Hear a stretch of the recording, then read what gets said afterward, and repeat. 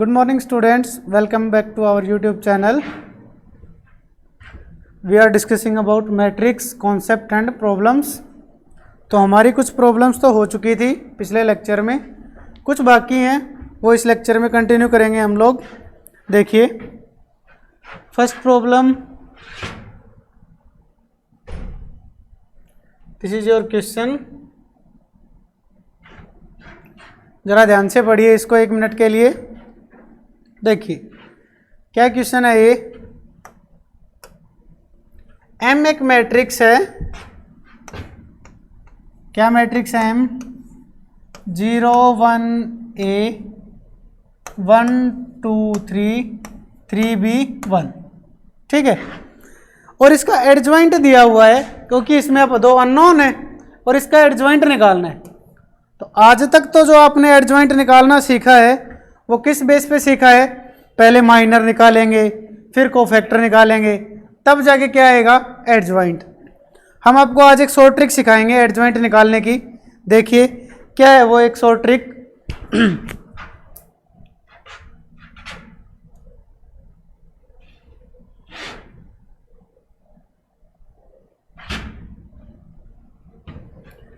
जो इसकी पहली दो कॉलम है ना उसको दोबारा लिख लीजिए, 0 1 3 1 2 और B, ठीक है।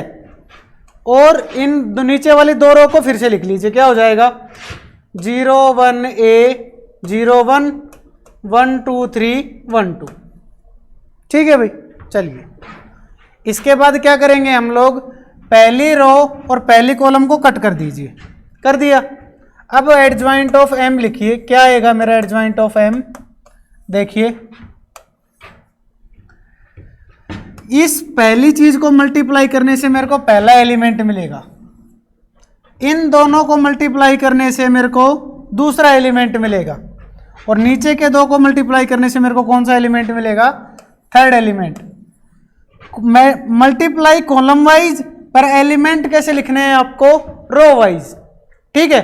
बताइए 2 × 1 2 -3B, तो क्या होगा? एडजॉइंट ऑफ ए का पहला एलिमेंट क्या आएगा बताओ? 2 -3B।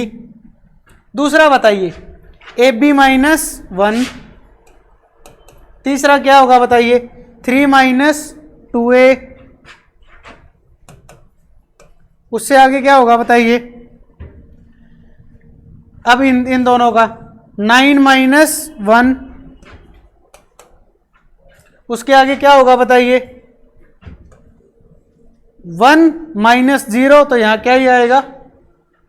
1 3A 0, तो 0 -3A, माइनस का 3A। नेक्स्ट बताइए क्या आएगा? A -0, तो यहां क्या हो जाएगा? A। अगला क्या होगा बताइए? B -6, B -6।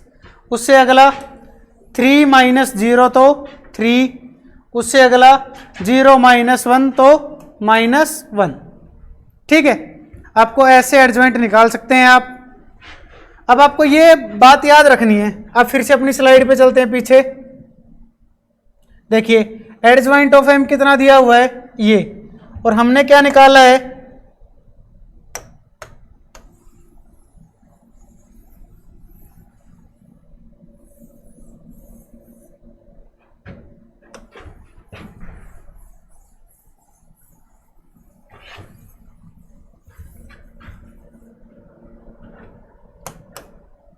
हमने ये निकाला है, ठीक है। देखो यहां पे -1 है, यहां पे -1 है, यहां भी -1 है, यहां 3 है, यहां भी 3 है, यहां 9 -1 8, तो यहां भी कितना ही है? 8। इसका मतलब जहां पे A है वहां पे क्या दिया हुआ है? 2, मतलब A की वैल्यू कितनी मिल गई? 2। और यहां से B -6 कितना है?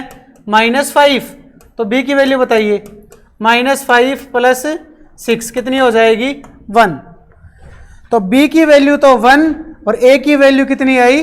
5। बताइए आंसर क्या होगा? A = 2, B = 1, A + B कितना हो गया मेरा? 3, ठीक है। अब देखिए डिटर्मिनेंट ऑफ m निकालिए एक बार, a की जगह 2, b की जगह 1 रखिए, तो क्या मैट्रिक्स बनेगी ये 0 1 2 1 2 3 3 1 1। Determinant of m is equal to, पहला रो वाइज एक्सपेंड कर लीजिए, तो पहला तो 0 ही हो जाएगा, अंदर कुछ रखना नहीं है, -1। बताइए इसको और इसको छोड़ेंगे तो क्या आएगा 1 -9 -8 प्लस में 2, इनका करोगे तो क्या आएगा बताओ 1 -6 -5, तो ये आएगा प्लस का 8 माइनस का 10, कितना हो गया -2 बचेगा। ठीक है, इसका मतलब मेरी m मैट्रिक्स का डिटर्मिनेंट कितना आ गया, m मैट्रिक्स का डिटर्मिनेंट आ गया -2। चलिए अब इस ऑप्शन की इंक्वायरी करते हैं, ये सही है या गलत है।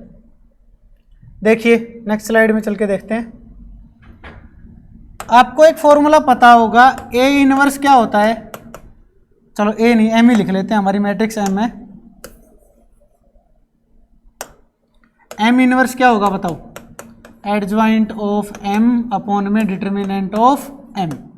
ठीक है, एडजॉइंट ऑफ एम को उधर रहने दीजिए, एडजॉइंट ऑफ एम क्या हो जाएगा मेरा determinant of M into M inverse. अब क्योंकि डिटर्मिनेंट ऑफ एम क्या है नॉट इक्वल टू 0, इसका मतलब एम इनवर्स क्या करता है एग्जिस्ट भी तो करता है, तभी तो ये लिखा है हमने। दोनों साइड इनवर्स ले लीजिए, adjoint of M inverse is equal to determinant of M into M inverse पूरे का इनवर्स। अब एक याद रखना, k times of A matrix का इनवर्स क्या होता है k का इनवर्स इंटू ए का इनवर्स। लेकिन अगर k एक मैट्रिक्स होती तो ये आंसर कैसे होता a इनवर्स इंटू के इनवर्स, क्योंकि k अब क्या है एक स्केलर, तो फिर सीधा सीधा हो सकता है।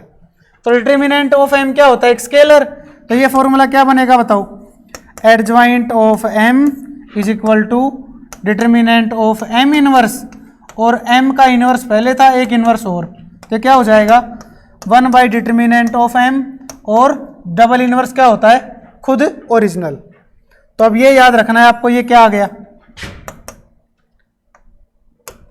एडजॉइंट ऑफ m का होल इनवर्स क्या आ गया m अपॉन में डिटर्मिनेंट ऑफ m, और डिटर्मिनेंट ऑफ m अभी कितना आया था मेरा -2।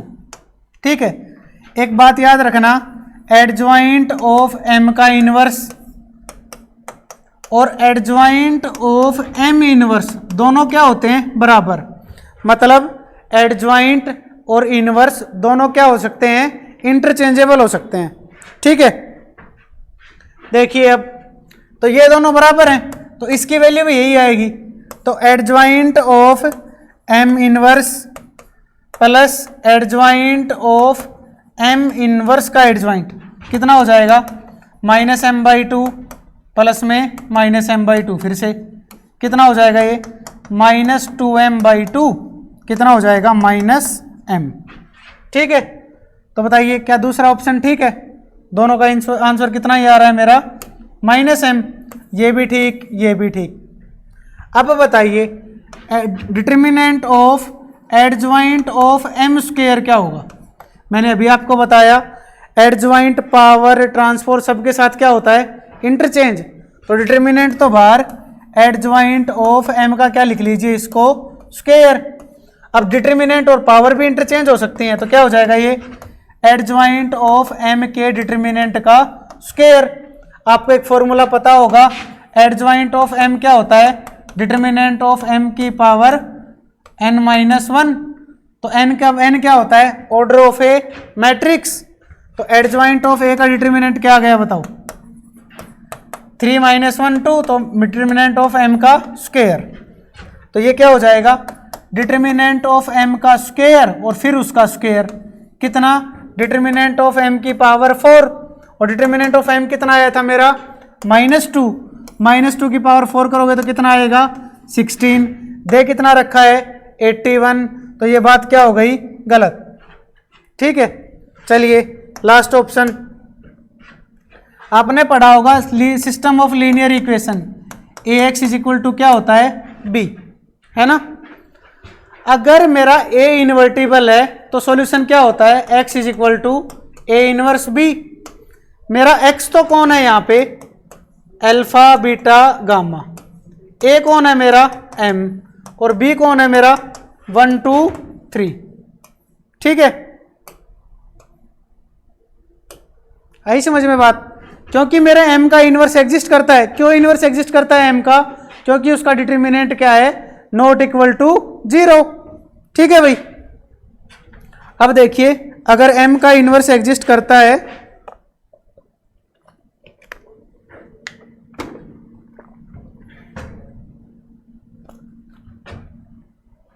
तो क्या दे दिया तुम्हें, m टाइम्स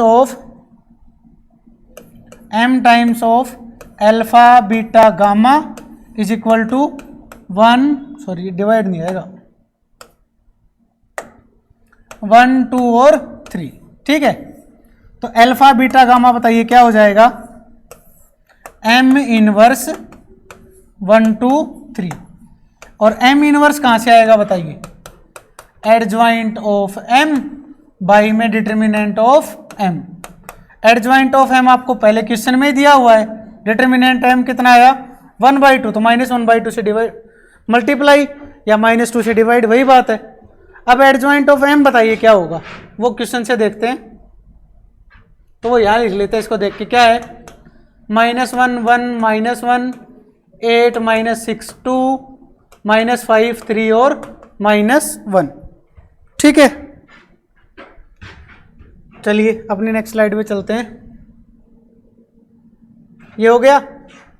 अब इसको किससे मल्टीप्लाई करना है मेरे को, 1 2 3 से, 1 2 और 3 से कीजिए जरा, क्या आएगा बताओ, -1/2 करो मल्टीप्लाई, -1 + 2 -3 कितना हो जाएगा, -2, 8 -12 6 14 -12 2, -5 -8 + 6 -2।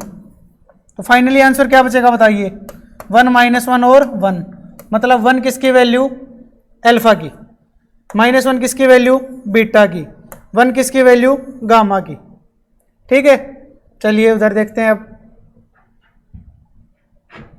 अल्फा की वैल्यू 1, बीटा की वैल्यू -1, गामा की वैल्यू 1।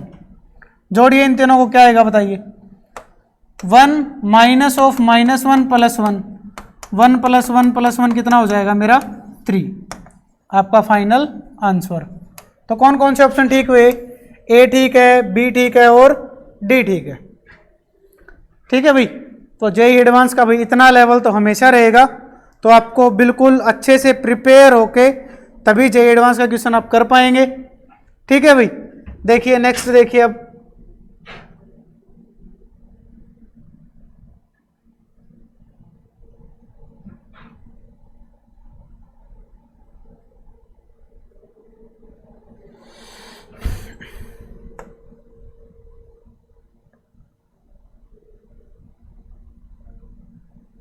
ये आपका है सेकंड क्वेश्चन, ध्यान से पढ़िए जरा इसको, क्या कहना चाह रहा है। ये प्रोबेबिलिटी और मैट्रिक्स का कंबाइन क्वेश्चन है, पर इसमें प्रोबेबिलिटी का कम यूज है और किसका ज़्यादा यूज है, मैट्रिक्स का यह ज़्यादा यूज है। एक सेकंड के लिए पढ़िए इस क्वेश्चन को, फिर करवाते हैं।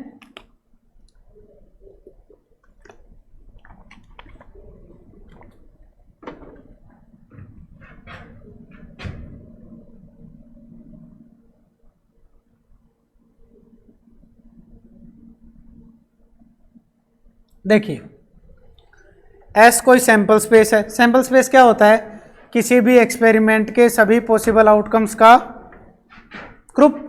ठीक है, एंट्री कहाँ से लेनी है, 0 1 से। चलिए ले लेंगे। मैट्रिक्स कितने ऑर्डर की, 3 × 3 की। तो कैसी मैट्रिक्स बनानी है हमें, कुछ 0 1 0 0 0 1 1 0 0 कुछ भी। नो एंट्री, सभी के लिए 2 चॉइसेस। इस काम को करने के 2 तरीके, इस काम को करने के 2 तरीके, इस काम को करने के 2 तरीके, सभी को करने के कितने तरीके हैं, 2 और कितने काम हैं, 9 काम है ना, 9 जॉब्स हैं। हर एक जॉब को करने के 2 वेज, तो टोटल एवरेज क्या होंगे बताइए, 2 इंटू टू इंटू टू कितने टाइम्स, 9 टाइम्स, क्या हो जाएगा 2⁹9। ये किसका साइज है बताइए, सैंपल स्पेस का size, size of sample space. ठीक है भाई, चलिए अगला देखते हैं। तो S तो हो गया, S का साइज हो गया मेरा 2⁹9। ये जो डिटर्मिनेंट सा दिख रहा है ये साइज के लिए। E1 कौन है बताइए, E1 कौन है, मेरे को निकालना क्या है, probability of E1 given by E2। मतलब मेरे को क्या चाहिए, probability of E1 intersection E2 और नीचे प्रोबेबिलिटी ऑफ E2। तो पहले प्रोबेबिलिटी ऑफ E2 निकाल लेते हैं। E2 क्या कह रहा है, वो सारी मैट्रिक्स जिसकी एंट्री का सम कितना हो 7। 9 एंट्री तो टोटल है भाई तुम्हारे पास, और जिनमें से आएंगी कौन कौन, या तो 0 या 1। अब जरा दिमाग पे जोर डाल के बताइए कि सम 7 कब हो सकता है। तो सम 7 कब हो सकता है, जब 7 एंट्री तो हम 1 1 ले लें और 2 एंट्री क्या ले लें 0 0। तो अब क्या डिसाइड करेंगे कि कौन सी 7 पोजीशन पे तो 1 1 आएगा और बाकी की बची हुई 2 पे तो अपने आप ही 0 आ जाएगा। तो मतलब 9 पोजीशन में से 7 पोजीशन को क्या कर लीजिए आप, चूज कर लीजिए, बाकी 2 पे 0 अपने आप आ जाएगा। तो इंटू 2C2, ये किसके लिए 1 के लिए, ये किसके लिए 0 के लिए। उल्टा भी कर सकते हैं, मतलब पहले कोई 2 0 ढूंढ लीजिए बाकी के साथ, तो क्या हो जाएगा 9C2 इंटू 7C7 अपॉन में 2⁹9। ये क्या हो जाएगा प्रोबेबिलिटी ऑफ E2, क्या आएगी बताइए। अब क्योंकि ये दोनों केस बराबर हैं, क्यों, 9C2 की वैल्यू किसके इक्वल होती है 9C7 के।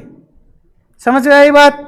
चलिए 9C2 कितना होगा, 9 फैक्टोरियल अपॉन में 2 factorial into 7 factorial, 9 into 8 into 7 factorial 2 into 7 factorial, ये आएगा भाई 36। ठीक है, तो 36 अपॉन में 2⁹9। प्रोबेबिलिटी ऑफ E2 आ गई मेरी 36 अपॉन में 2⁹9।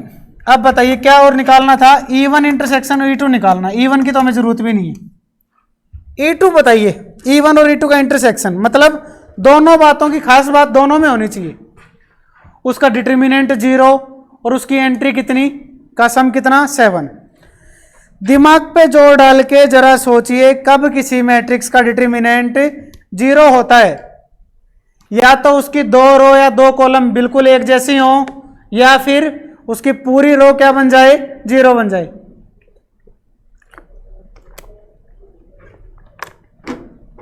अब तुम्हारे पास टोटल एंट्री कितनी है 9 एंट्री है, तो पूरी रो या पूरी कॉलम तो 0 बन नहीं सकती, क्यों, उसको बनाने के लिए 3 0 चाहिएंगे, फिर सम 7 नहीं आएगा, है ना। मतलब 2 ही 0 लेने और डिटर्मिनेंट भी 0 लाना है।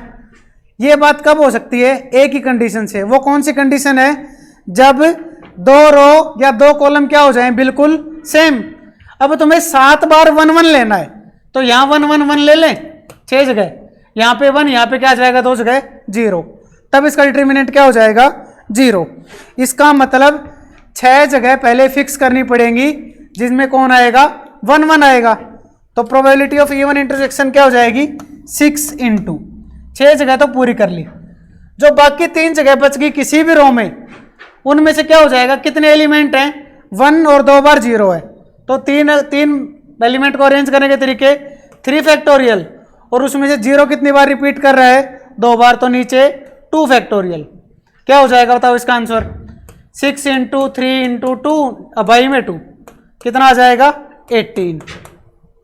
कैसे आए दोबारा सुन लीजिए, किसी मैट्रिक्स का डिटर्मिनेंट भी 0 चाहिए और साथ में उसकी एंट्रीज का सम भी कितना चाहिए 7, तो मतलब 7 बार तो 1 1 लेना पड़ेगा, 2 बार 0।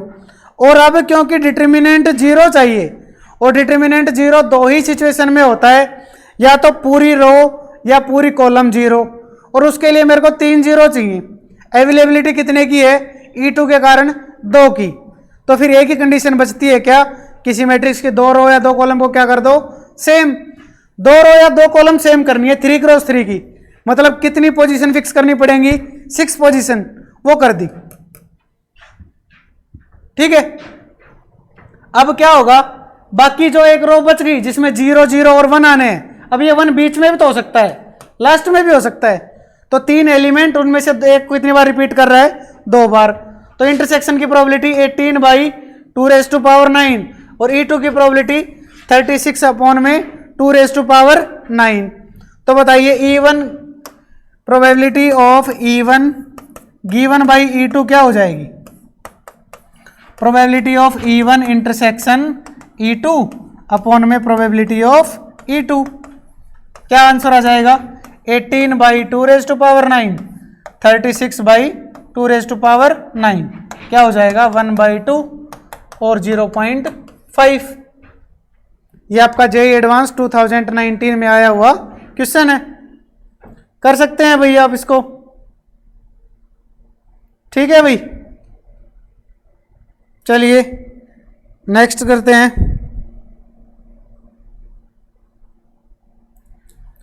क्वेश्चन नंबर नेक्स्ट,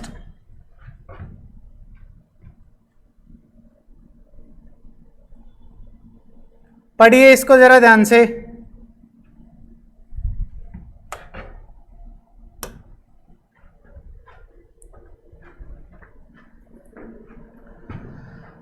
देखिए P1 P2 P3 P4 P5 P6 कितनी मैट्रिक्स हैं, 6 मैट्रिक्स है मेरे पास, सभी में क्या है 3 जगह तो 1 1 है और बाकी के 6 जगह क्या है 0।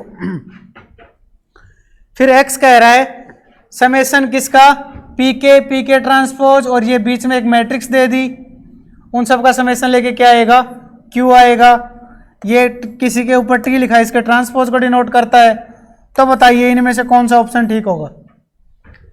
1 मिनट का टाइम है, जरा ध्यान से पढ़िए क्वेश्चन, फिर बताते हैं।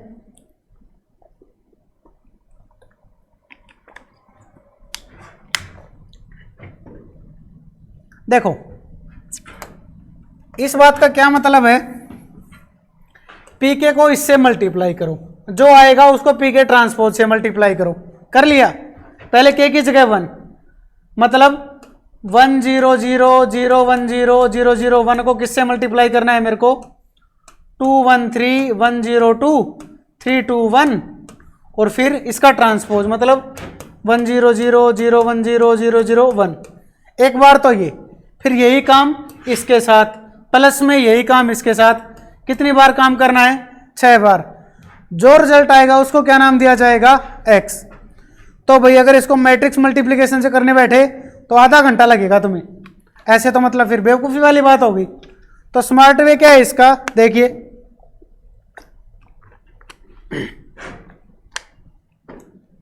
इस मैट्रिक्स को कोई नाम दे लीजिए, मान लीजिए मैं इसको नाम दे लूं p है तो q दे लो इसको नाम, आंसर में 1 1 और दिया हुआ है, इसको आप r नाम दे लो, है ना। अब देखो x क्या हो जाएगा मेरा, summation k is equal to 1 to 6 pk q और pk ट्रांसपोज, है ना। मेरे को एक x क्या भी दे रखा है, सिमेट्रिक बतानी है या नहीं है, तो x ट्रांसपोज लेंगे तो क्या होगा, इसका भी ट्रांसपोज, है ना।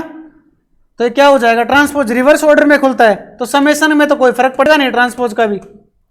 ये क्या हो जाएगा, पीके ट्रांसपोज का ट्रांसपोज पहले, फिर क्यू ट्रांसपोज, और फिर क्या होगा पीके का ट्रांसपोज। अब जिसको क्यू माना था ना वो सिमेट्रिक मैट्रिक्स है, देखो 1 1 है, 3 3 पे है, 2 2 के बराबर है, तो क्यू जिसका नाम है वो सिमेट्रिक है, तो क्यू ट्रांसपोज किसके इक्वल, क्यू के इक्वल। किसी का डबल ट्रांसपोज खुद के इक्वल, और एक बार ये ट्रांसपोज, और समेशन तो आगे है ही, तो मतलब ये क्या ही बच गया, x। इसका मतलब मेरी x मैट्रिक्स जो है वो कैसी मैट्रिक्स है, सिमेट्रिक मैट्रिक्स। चलो एक बात तो क्लियर हो गई, मेरा बी ऑप्शन क्या है, ठीक है। अब सुनिए, इस 1 1 1 को क्या नाम दे लीजिए, r नाम दे लीजिए, है ना। अब कीजिए, क्या कीजिए आप,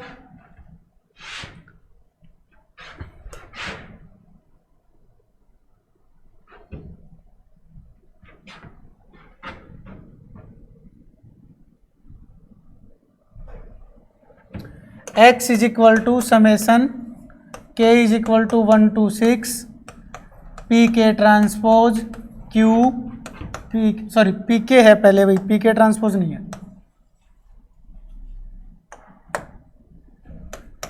P K transpose, P K transpose, इन दोनों को किससे मल्टीप्लाई कर लीजिए आप, आर से मल्टीप्लाई कर लीजिए।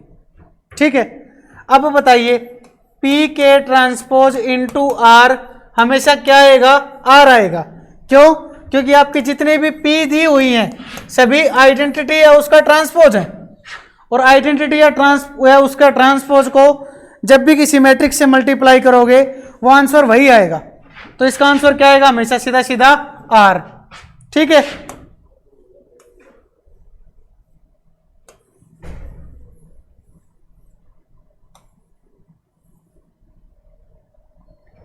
देखिए भाई,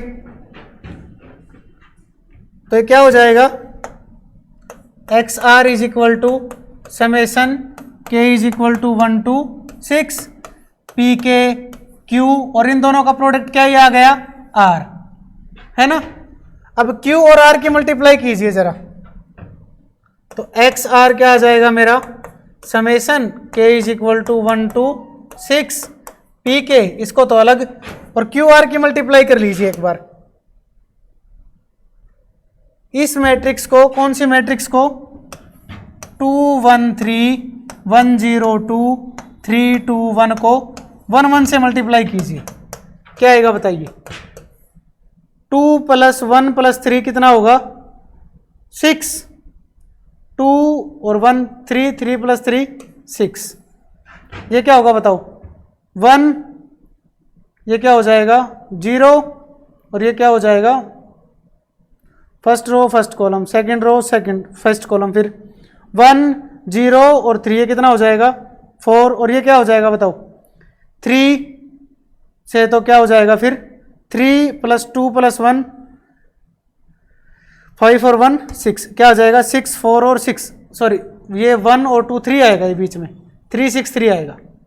ठीक है, चलिए नेक्स्ट स्लाइड में चलते हैं। तो इन दोनों का प्रोडक्ट तो कितना आ गया भाई, 6 3 6, चलिए इतना याद रखना। अब एक बार पीछे ध्यान दीजिए, इन सब का जब आप सम करोगे ना, इन सब का जब आप सम करोगे तो देखिए ये 1 किससे जुड़ेगा, इस 1 से बस, बाकी सब में 0 है। ये 1 और ये 1 जोड़ेंगे तो सभी जगह कितना सम आएगा, बस 2 2। ठीक है, तो नेक्स्ट स्लाइड पे चलते हैं। देखो क्या कहना चाह रहा हूं अब मैं, एक्स आर क्या हो जाएगा, summation K is equal to 1 to 6 P K, और क्यू आर की वैल्यू क्या आ गई थी मेरी 6 3 6, और इन सब का सम कितना है बताओ, 2 2 2 2 2 2 2 2 और 2, और साथ में 6 3 6, तो क्या मिलेगा आपको 12 6 12, कितना आएगा 30 30 आएगा, मतलब सबका, है ना। इसको 30 कॉमन ले सकते हो, क्या बचेगा 1 1 और 1। ठीक है भाई, तो बताइए पहला ऑप्शन क्या था मेरा, x1 इंटू अल्फा 1 1, तो अल्फा की वैल्यू कितनी मिल गई मेरे को 30, यही तो आ रहा था। इसका मतलब पहला ऑप्शन करेक्ट है, दूसरा ऑप्शन करेक्ट है। Sum of diagonal entries of x is 18, ये देखो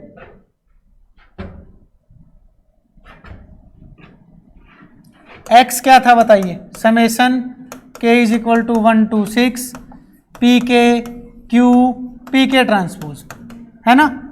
तो सम ऑफ डायगोनल एंट्री मतलब ट्रेस, इसका भी वही trace, k is equal to 1 to 6 P K Q P K transpose. अब आपने इन पी के पे ध्यान दिया हो, इन सभी का ट्रेस कितना है 1 है। इसका मतलब ये जो 6 टाइम्स सम होगा ये सिर्फ किसके ट्रेस का सम होगा, क्यू के ट्रेस का सम होगा, क्योंकि पी के तो कोई कंट्रीब्यूट करेगा नहीं ट्रेस में। तो क्या हो जाएगा ये 6 times of trace of Q. ठीक है, तो 6 times of trace of Q कितना है मेरा, जरा क्यू को देखते हैं एक बार पीछे से, क्यू का ट्रेस बताइए, 2 + 1 3, तो 6 × 3 कितना हो जाएगा 18। मेरा पहला ऑप्शन ठीक, दूसरा ठीक, तीसरा ठीक।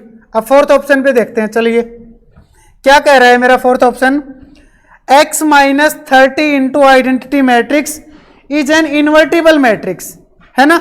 देखिए आपका जो अभी आंसर आया था वो क्या था,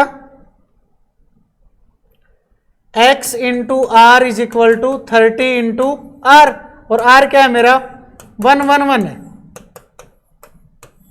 है ना। तो इसको अगर इधर लेके आएंगे तो क्या हो जाएगा, x into identity minus 30 into identity is equal to क्या होगा 0। तो क्या हो जाएगा x - 30 identity is equal to 0। इसका डिटर्मिनेंट लेंगे तो कितना ही आएगा, 0 का डिटर्मिनेंट 0। तो जिसका डिटर्मिनेंट 0 होता है वो मैट्रिक्स कैसी तो नहीं होती, इनवर्टिबल तो कभी भी नहीं होती। तो मेरे कौन कौन से ऑप्शन ठीक हो गए भाई, फर्स्ट ऑप्शन ठीक है, सेकंड ठीक है, थर्ड ठीक है, बस फोर्थ गलत है। ये आपका उसका क्वेश्चन है जेईई एडवांस 2019 का, ठीक है भाई। चलिए नेक्स्ट पे चलते हैं। ये देखिए ये जेईई एडवांस 2012 में आया हुआ है। अब कोई बच्चा कहेगा कि सर जेईई एडवांस होता ही नहीं था 2012 में, तो भाई 2012 में क्या होता था, एक आईआईटी एंट्रेंस हो गया, उसके बाद सब्जेक्टिव एंट्रेंस होता था कि आपको आईआईटी मिलेगी या नहीं मिलेगी। ये वहां से क्वेश्चन है और ये अच्छा क्वेश्चन था तो मैं वहां से पिकअप किया है मैंने इसको। देखो P कोई भी एक मैट्रिक्स है 3 × 3 की, Q कोई भी एक मैट्रिक्स है, कैसे 2⁻I + j aij। मान लीजिए P मेरी मैट्रिक्स है ये A11 A12 A13, इसको थोड़ा खुला लिखते हैं ताकि अच्छे से लिखा जाए। A11 A12 A13 A21 A22 A23 A31 A32 A33, ठीक है। A11 को किससे मल्टीप्लाई करना है, 2 की पावर 1 + 1 मतलब 2 से, ये 2 की पावर 2 से मल्टीप्लाई, ये 2 की पावर 3 से, ये 2 की पावर 4 से, ये 2 की पावर 3 से, ये 2 की पावर 4 से मल्टीप्लाई, 2 की पावर 5 से, 2 की पावर 4, 2 की पावर 5 और 2 की पावर 6 से, ठीक है। अब नेक्स्ट स्लाइड में चल के देखते हैं इसका क्या आंसर आएगा। देखिए तो डिटर्मिनेंट ऑफ P क्या हो जाएगा, सेम, ये क्या हो जाएगा 2⁻² A11 2⁻³ A12 2⁻4 A13 2⁻³ A21 2⁻4 A22 2⁻5 A23 2⁻4 A31 2⁻5 A32 और 2⁻6 A33, ठीक है भाई।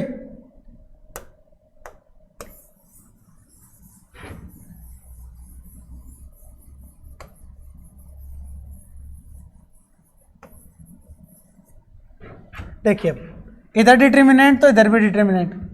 डिटर्मिनेंट और मैट्रिक्स में क्या फर्क होता है बेटा, कि मैट्रिक्स में से जब भी कुछ कॉमन लेंगे तो सब में से कॉमन आएगा। डिटर्मिनेंट क्या सहूलियत देता है हमें, किसी भी एक रो में से कॉमन निकाल लो, मैं बाहर निकल जाऊंगा। बताइए पहली रो में से क्या कॉमन आ सकता है,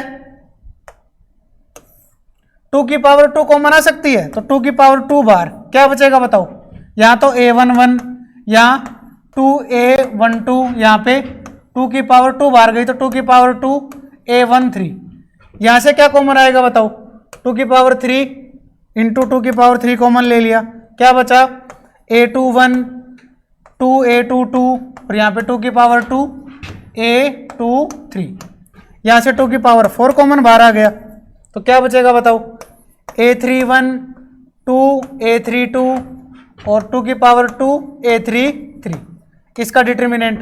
अब कॉलम में से इसमें से 2 कॉमन और इसमें से 2 की पावर 2 कॉमन, तो फिर 2 कॉमन और एक 2 की पावर 2 कॉमन, और ये किसका डिटर्मिनेंट बच जाएगा फिर P का।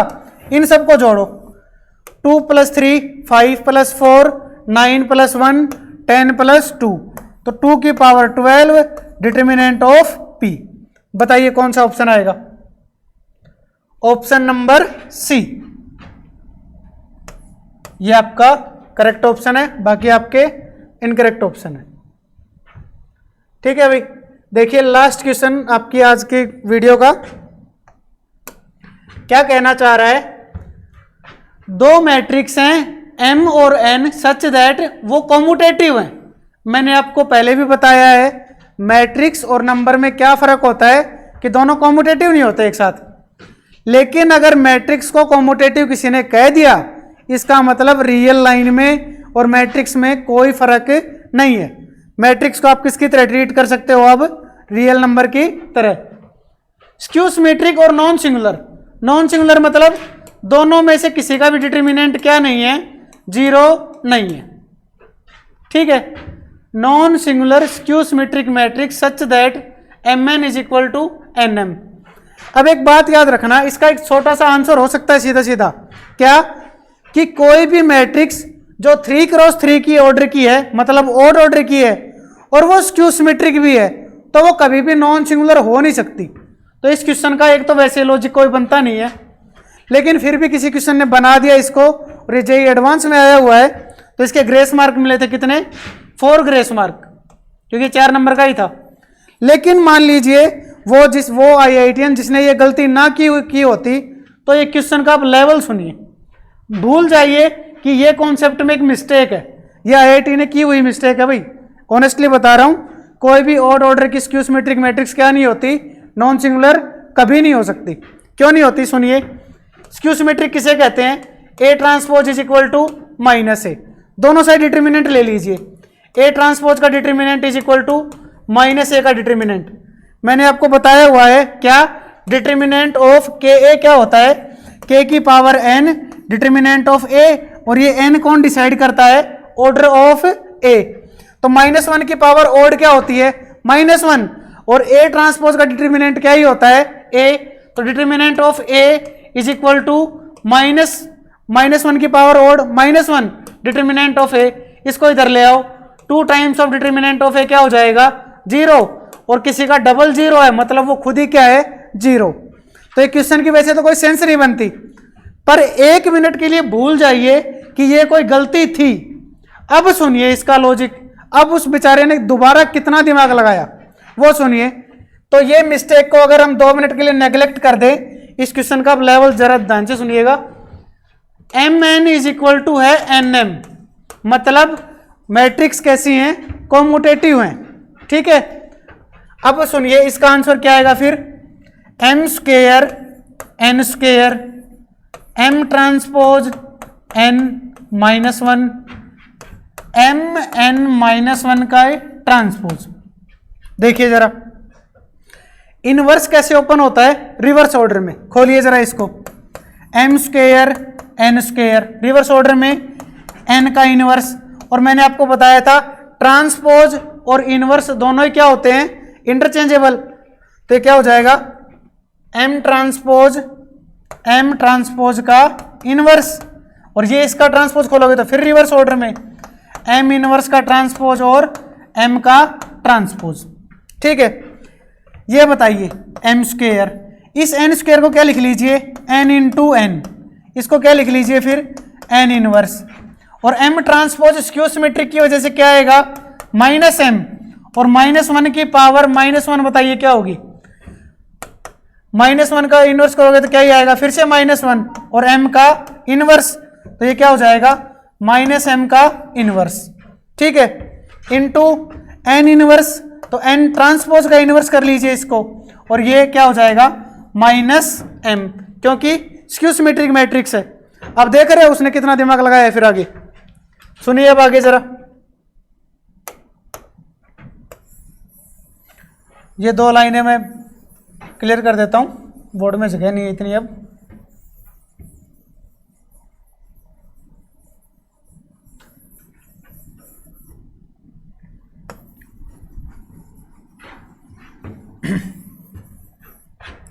देखिए M स्क्वायर तो बाहर एज इट इज है, ये रहा।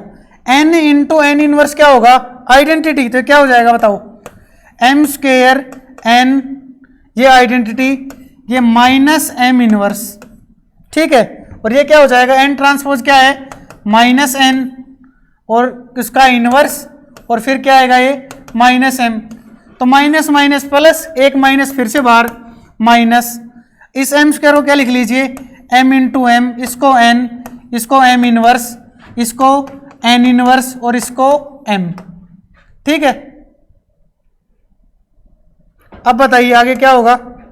इन दो एम एन किसके इक्वल है, एन एम के इक्वल है, तो इनको फिर से इंटरचेंज कर दीजिए, minus M N M M inverse फिर एन इनवर्स और एम, ये क्या हो गया आइडेंटिटी। फिर से क्या हो जाएगा minus M N identity N inverse और फिर से एम, और ये इनवर्स है भाई, सॉरी एम है, इनवर्स नहीं है एम है। ठीक है, अब बताइए आइडेंटिटी को किसी से मल्टीप्लाई करोगे तो क्या आएगा आइडेंटिटी, तो ये तो आइडेंटिटी को तो भूल जाओ बीच में से, एन इंटू एन इनवर्स फिर से क्या हो गया identity, minus M identity M, क्या हो जाएगा बताइए माइनस का एम स्क्वायर। देख रहे हो 16 17 मैट्रिक्स की मल्टीप्लाई कितनी बड़ी हो जाती है।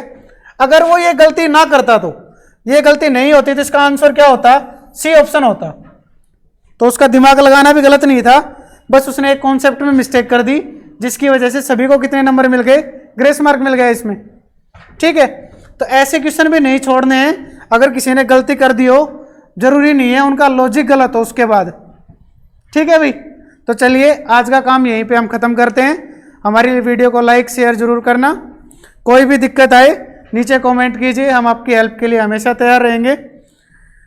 Thank you.